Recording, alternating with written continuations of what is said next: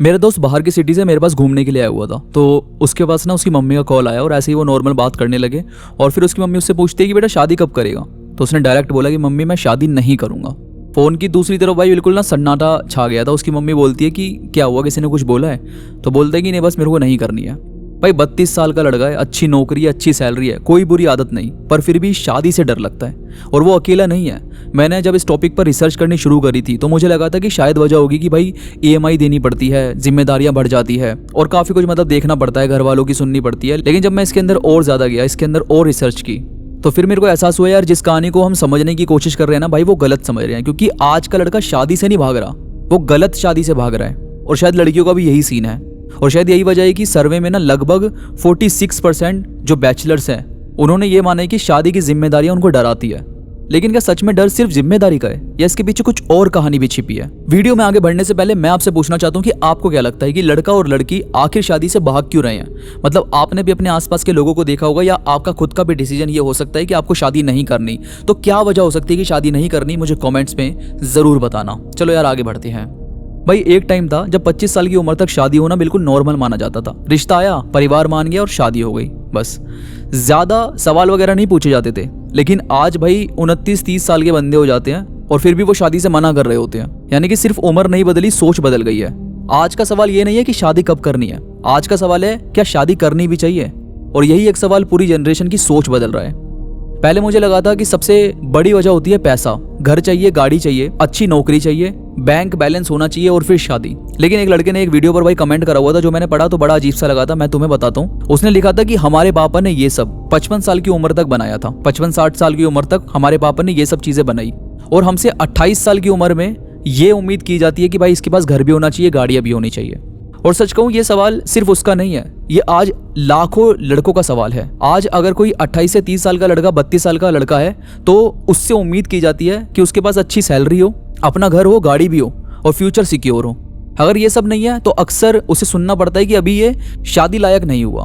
अब सोचिए जब इंसान खुद ही अपनी जिंदगी को संभालने की कोशिश कर रहा हो तो उसे एक और बड़ी जिम्मेदारी उठाने के लिए कहना क्या आसान होगा? लेकिन यहीं पर एक दिलचस्प बात सामने आती है। अगर सिर्फ पैसा ही वजह होता तो अमीर लोग शादी से डरते नहीं।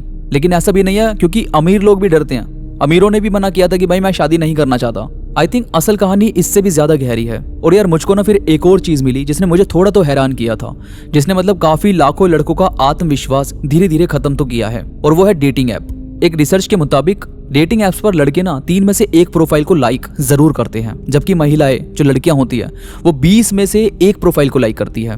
यानी एक लड़का बार बार कोशिश करता है, बार बार इग्नोर होता है और बार बार रिजेक्ट होता है और धीरे धीरे उसे ये लगने लगता है कि शायद मुझ में ही कमी है। एक दोस्त ने मुझे कहा था कि घोस्टिंग जो कर देते हैं ना लोग, वो बिल्कुल ऐसा लगता है जैसे आपने खाना ऑर्डर किया और रेस्टोरेंट में बिना कुछ बताए आपका खाना या ऑर्डर कैंसिल कर दिया। पहली बार गुस्सा आता है, दूसरी बार दुख होता है, तीसरी बार आप ऑर्डर करना ही छोड़ देते हैं। और शायद बहुत से लड़कों के साथ यही हो रहा है।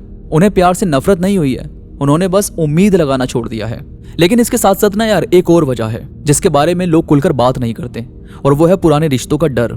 एक आदमी ने लिखा था कि ना मेरा डिवोर्स 5 साल पहले हो गया था, लेकिन आज भी मैं नए रिश्ते बनाने से डरता हूँ। पहले मुझे लगा था ये ओवर रिएक्ट कर रहा है, लेकिन साइकोलॉजी इसे एक नाम देती है, अवॉइडेंट कोपिंग। जब इंसान एक ही दर्द को दोबारा महसूस नहीं करना चाहता तो वो दर्द से नहीं, हर उस चीज से दूर भागने लगता है जो उस दर्द के पास लेकर जाती है, या फिर वैसा कुछ उन्हें फील करवाने लगती है। जैसे मानो किसी लड़की की शादी हुई है किसी घर के अंदर और वहां पर अगर उसको परेशान किया गया होगा उस घर पे, तो फिर जब वो दूसरे घर पर जाएगी, यानी कि जब वो दूसरी शादी कर रही होगी, तो पहले ना वो उस परिवार को ज्यादा ऑब्जर्व करने की कोशिश करेगी, पहले उस परिवार को जानने की कोशिश करेगी, क्योंकि उसको जो डर होगा वो कहीं ना कहीं उस परिवार के लिए भी उभरने की कोशिश करेगा। और अगर वहां पर उसको कुछ चीज खटकती है तो वहां पर फिर वो एक्शन लेने की कोशिश करेगी कि वो वापिस आ जाए अपने घर पर, बजाय वहां पर रहने के। क्योंकि अब उसको ये लगने लगेगा कि यार ये चीज तो पहले भी हुई थी, यानी पिछली शादी में भी हुई थी, पिछली शादी में भी घर पर ये सब चीजें हुई है। अब मेरे को दूसरे वाले घर पर अगर मैं जा रही हूँ तो वहां पर यार ये चीज तो ना हो। तो अगर कोई भी सिमिलैरिटी उसको दिखेगी ना तो वो फिर से अपने घर वापस आने का प्लान करने लगेगी। और फिर यार ना एक्सपेक्टेशन एक बड़ी चीज है। आज शादी 2 लोगों का रिश्ता कम और एक प्रोजेक्ट ज्यादा बन गया है। अच्छी सैलरी, अपना घर चाहिए, कार चाहिए, परफेक्ट करियर चाहिए, इमोशनली मैच्योर भी होना चाहिए और फैमिली भी संभालनी चाहिए, वर्क लाइफ बैलेंस होना चाहिए, रोमांटिक होना चाहिए, रिस्पॉन्सिबल होना चाहिए, स्ट्रॉन्ग भी होना चाहिए, सेंसिटिव भी होना चाहिए, और गलती करने की गुंजाइश बिल्कुल 0 होनी चाहिए, गलती नहीं होनी चाहिए उस बंदे से।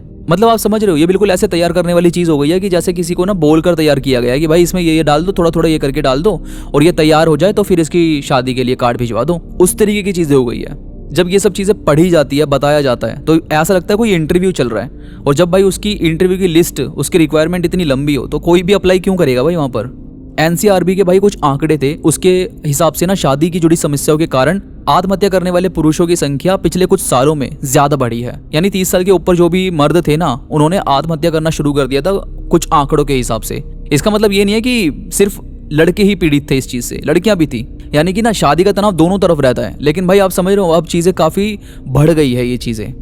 और फिर एक सर्वे ये भी आता है कि भाई जब उनकी नहीं बन रही होती, मतलब आपस में लड़का लड़की की नहीं बनती, तो डिवोर्स के बाद फिर मेंटेनेंस वगैरह का खर्चा वगैरह भी देना पड़ता है। तो वो उनको ये लगता है कि यार हमें मतलब पहले भी पैसे देने, या शादी में भी मतलब पैसे लगाएं और शादी के बाद भी हमारे बीच में कुछ नहीं है लेकिन फिर भी पैसे देने पड़ रहे हैं, तो उस चीज़ का भी उन पर प्रेशर आ जाता है।